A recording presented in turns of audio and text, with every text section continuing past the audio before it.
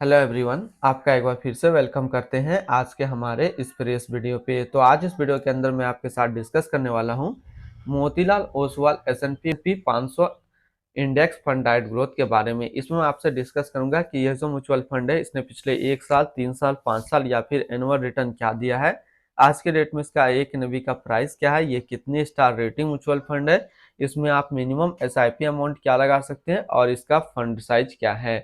साथ ही साथ मैं आपसे डिस्कस करूंगा इसके अंदर कौन कौन सा स्टॉक लिस्टेड है, और अगर आप इस म्यूचुअल फंड में कुछ पैसा जमा किए होते हैं तो पिछले 1 साल, 3 साल, 5 साल के अंदर आपको क्या रिटर्न देखने को मिलता। और लास्ट में मैं आपसे डिस्कस करूंगा कि क्या हमें Motilal Oswal S&P 500 index fund डाइट ग्रोथ के अंदर इन्वेस्टमेंट करना चाहिए या फिर नहीं करना चाहिए। अगर आपने ऑलरेडी इन्वेस्ट किया है तो क्या आप अपना SIP या फिर लमसम को कंटिन्यू रखेंगे या फिर इससे अपना पैसा निकाल लेंगे। सबसे पहले इसकी 1 साल के रिटर्न के ऊपर बात करते हैं। तो 1 साल में जो रिटर्न है वो 27.73% का रिटर्न है। 3 साल के रिटर्न के ऊपर बात करते हैं तो 3 साल में 12% का रिटर्न है। और अगर एनुअल रिटर्न देखें तो एनुअल रिटर्न है 18.33% का। अब हम लोग एनएवी देखते हैं। आज के डेट में इसका एक एनएवी का प्राइस है 19 रुपया 66 पैसा। रेटिंग की बात करते हैं तो ये एक 3 स्टार रेटिंग म्यूचुअल फंड है। सॉरी, इसमें इसको किसी प्रकार का रेटिंग नहीं मिला हुआ है। इसमें मिनिमम SIP अमाउंट आप 500 रुपये का लगा सकते हैं और इसका फंड साइज है 3279 करोड़ का। बात करते हैं, अगर आप इस म्यूचुअल फंड के अंदर इन्वेस्ट करना चाहते हैं तो ओनली SIP के थ्रू इन्वेस्टमेंट कर सकते हैं। लमसम अभी ब्लॉक करके रखा गया है क्योंकि इनका फंड साइज ज़्यादा था। अगर आपने अभी तक आप स्टॉक में अपना अकाउंट ओपन नहीं किया और करना चाहते हैं तो इस वीडियो के डिस्क्रिप्शन में मैंने अपना रेफरल लिंक दिया है। अगर आप मेरे रेफरल लिंक से ज्वाइन करेंगे तो फिर आपको 500 से 1000 का कैश बोनस देखने को मिलेगा। इसके साथ साथ अकाउंट ओपनिंग का कोई भी चार्ज नहीं लगेगा और ना ही एनुअल मेंटेनेंस चार्ज। यदि आप इस म्यूचुअल फंड के अंदर मंथली 5000 रुपये पर मंथ जमा किए होते हैं तो 6 महीने में आपका पैसा जमा होता है 30 हजार, आपको मिलता है 31,204 रुपया। 1 साल की बात करते हैं तो 1 साल में आपका पैसा जमा होता है 60 हजार, आपको मिलता है 65,300। 3 साल की बात करते हैं तो 3 साल में आपका पैसा जमा होता है 1,80,000, आपको मिलता है 2,11,761 रुपया। होल्डिंग की बात कर लेते हैं तो इसके अंदर जो टोटल स्टॉक लिस्टेड है वो टोटल 505 स्टॉक लिस्टेड है।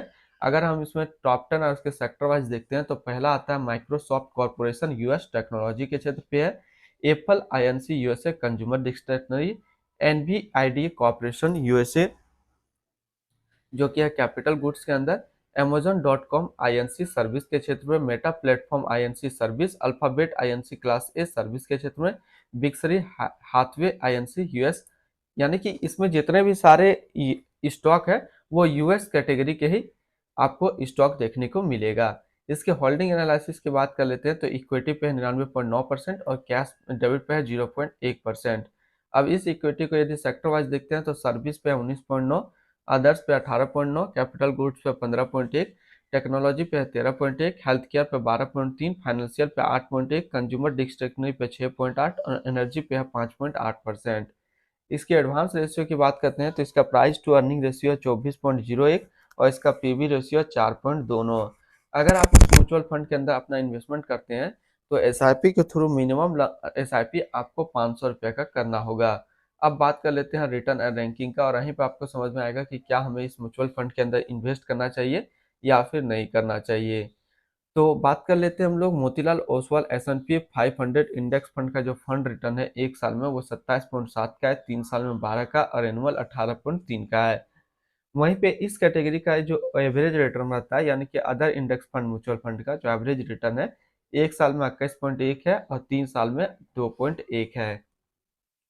तो यहाँ से देखा जाए तो ये म्यूचुअल फंड हमेशा अपना कैटेगरी एवरेज से ज़्यादा रिटर्न निकाल करके दे रहा है, चाहे बात करें 1 साल का या फिर बात करें 3 साल का। अगर आप एक इंडेक्स म्यूचुअल फंड ढूंढ रहे हैं जो कि आप इन्वेस्टमेंट करना चाह रहे हैं यूएस जैसी बड़ी कंपनी में, वो भी फेसबुक और जो है अमेज़न जैसी बड़ी कंपनी के अंदर, तो फिर ये म्यूचुअल आपके लिए एक अच्छा विकल्प है।